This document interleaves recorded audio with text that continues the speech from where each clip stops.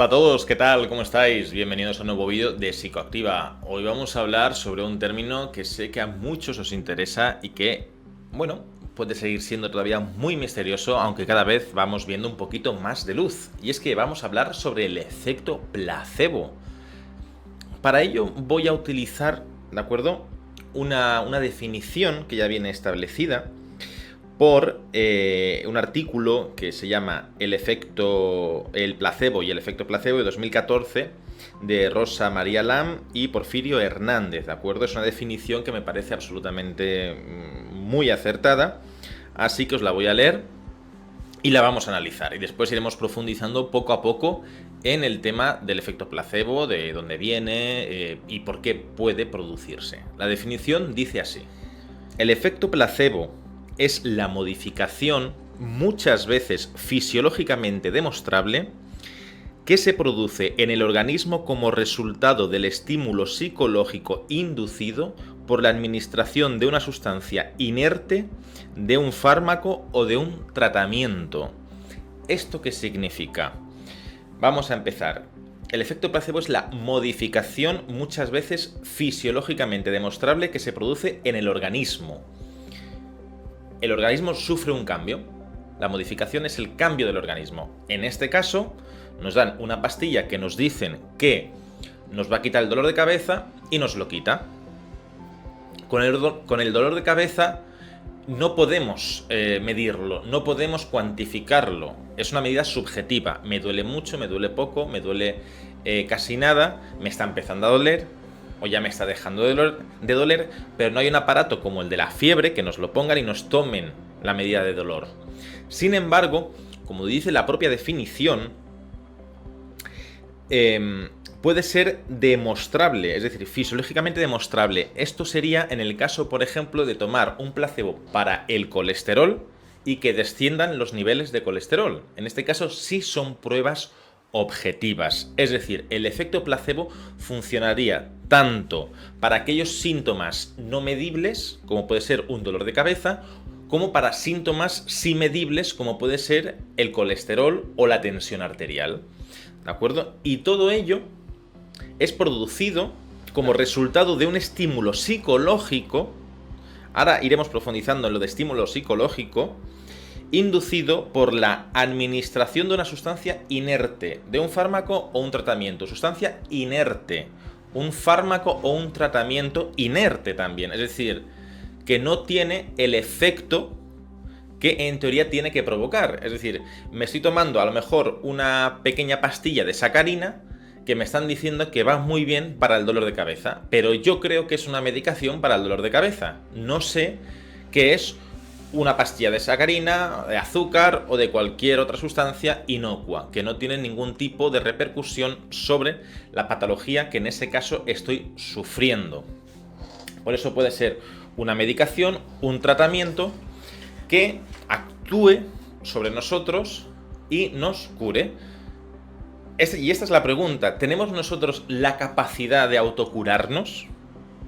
Ya hemos visto un poco qué es el efecto placebo, que nos dan una medicación que no tiene ningún tipo, digamos, de actuación realmente sobre nuestro sistema, pero nos cura aquello que nos dicen que nos va a curar. Y hay cambios fisiológicos. El efecto placebo, ¿vale?, se empezó a utilizar en el siglo XVIII, o al menos es lo que se tiene constancia. Si se utilizó antes, no hay constancia, hasta que si a lo mejor algún día se descubra, pero fue, digamos, a finales del siglo XVIII, que era para complacer a los enfermos. Cuando a lo mejor no tenían cura, cuando no sabían qué hacer, les daban una medicación y les decían: con esto te vas a curar, ¿no? Entonces es verdad que poco a poco empezaban a observar que ahí había algunas reacciones positivas ante ese tipo de medicación, entre comillas, ¿de acuerdo? Sin embargo, no fue hasta 1955 que Henry Becker no profundizó más en este tipo de efecto placebo, sobre todo con pacientes con problemas mentales. Lo llamó un instrumento psicológico, ¿de acuerdo?, para tratar las afecciones mentales, porque vio que tenía resultado. Cuando a lo mejor otras medicaciones no ejercían ningún tipo de efecto médico, les daba una pastilla inocua y sí tenían un efecto sobre la persona. ¿Y esto cómo puede ser? ¿Cómo puede ser que yo me esté tomando un terrón de azúcar, pero que me lo han vendido como una maravillosa medicación y tenga efecto? Bueno, pues a partir del 1955 fue cuando ya se empezó a indagar más en el efecto placebo, en saber por qué algo que no tiene capacidad para curar, cura. Por eso, en la definición me gustaba mucho lo de psicológicamente inducido. ¿Hasta qué punto nos pueden inducir un estado de mejora? ¿Hasta qué punto, a través de la creencia de que vamos a mejorar, mejoramos? Entonces, digamos, ¿qué influye en el efecto placebo? Vamos a ver, antes de ver por qué se puede producir, que está relacionado con las expectativas, vamos a ver qué influye. ¿Qué tenemos que tener en cuenta para que un efecto placebo influya? En primer lugar, el paciente. Tiene que ser un paciente dispuesto a colaborar, un paciente que busque ayuda médica, un paciente abierto a probar tratamientos, por ejemplo, porque si damos con un paciente que es reticente a ir a médicos, que no tiene absolutamente ninguna credibilidad con ninguna medicación, va a resultar más difícil. Es verdad que hay pacientes que están muy cerrados a recibir ayuda médica y hay otros que son todo lo contrario. No hay nada que ahora mismo me puedan hacer, pues bueno, pues voy a probar esta medicación. O simplemente es verdad, con gente, cualquier otra persona que simplemente se queje. Por ejemplo, vamos a poner, digamos, patologías, entre comillas, más simples, como un dolor de cabeza, y sea una persona que realmente toma mucha medicación y para no darle más medicación, pues le dan un placebo y a ver si tiene resultado. ¿De acuerdo? Entonces depende mucho también del paciente, de la disposición del paciente a tomar una medicación o a no tomar una medicación, a creer en terapias o no creer en terapias. O en los propios médicos, ¿no? Después también influye mucho el médico, el prestigio del médico, la seriedad del médico, la confianza que traslada el médico, el contexto clínico. No es lo mismo acudir a una clínica que esté descuidada, a una clínica, la misma clínica, pero cuidada, con un buen aspecto que nos transmita confianza, ¿de acuerdo? Todo esto que estoy diciendo son variables psicológicas, como podéis observar. Y eso hay que tenerlo en cuenta, porque todas esas variables psicológicas contextuales que rodean la administración de un efecto placebo hace que tenga más fuerza. Ya hemos dicho el paciente, hemos dicho el médico, la relación paciente-médico. Un médico puede ser una eminencia, pero tener una mala relación con el paciente. En ese caso no funcionará tanto como si la relación es buena, una relación buena, de confianza, ¿de acuerdo? Que el médico transmita seguridad y el paciente crea en el médico. La propia enfermedad. También puede influir el hecho de la percepción de la enfermedad que tenemos y de la enfermedad en sí, obviamente, porque el placebo no es milagroso. De hecho, se ha comprobado, por ejemplo, con el colesterol, que puede reducir los niveles de colesterol, pero obviamente hay que comprobarlo con otro tipo de enfermedades. No podemos decir que vamos a tomar unas pastillas para curar una enfermedad grave, porque eso requiere de mucha investigación y a nivel moral y ético, pues bueno, hay que darle unas cuantas vueltas, ¿de acuerdo? Aquí solamente estamos viendo cómo puede influir el efecto placebo en algunas patologías. Y después también influye mucho el tipo de intervención, el cómo administres ese tipo de medicación. Al parecer tiene más efecto cuando nos administran una medicación por vía intravenosa que por pastillas. Es decir, si nos inyectan el placebo en vena, creeremos que es más efectivo que si nos dan una pastilla. Y dentro de las pastillas también se está investigando qué tipo de color de pastilla tiene más fuerza a la hora de creer que esa pastilla tiene más efectividad contra la patología que queremos, digamos, eliminar o contra el dolor que queremos reducir. Al parecer también influye el color de la pastilla, si es blanca, azul, roja, y el tamaño de la pastilla. Así que fijaos todos los componentes psicológicos que hay detrás del efecto placebo, que no solamente es decir, tómate esto y te vas a curar, no, porque además la pastilla tiene que ser novedosa, no puede ser una medicación, bueno, puede ser, pero no tendrá tanto efecto. Se ha comprobado que si una medicación te dicen, esta medicación es novedosa, es muy buena para tratar lo que te está ocurriendo, tómatela. No es lo mismo eso que decir, bueno, llevamos años administrando esta medicación, tómala, ¿no? Es decir, al ser novedoso, tiene un efecto más impactante sobre el paciente, o al menos eso es lo que se está comprobando hasta ahora.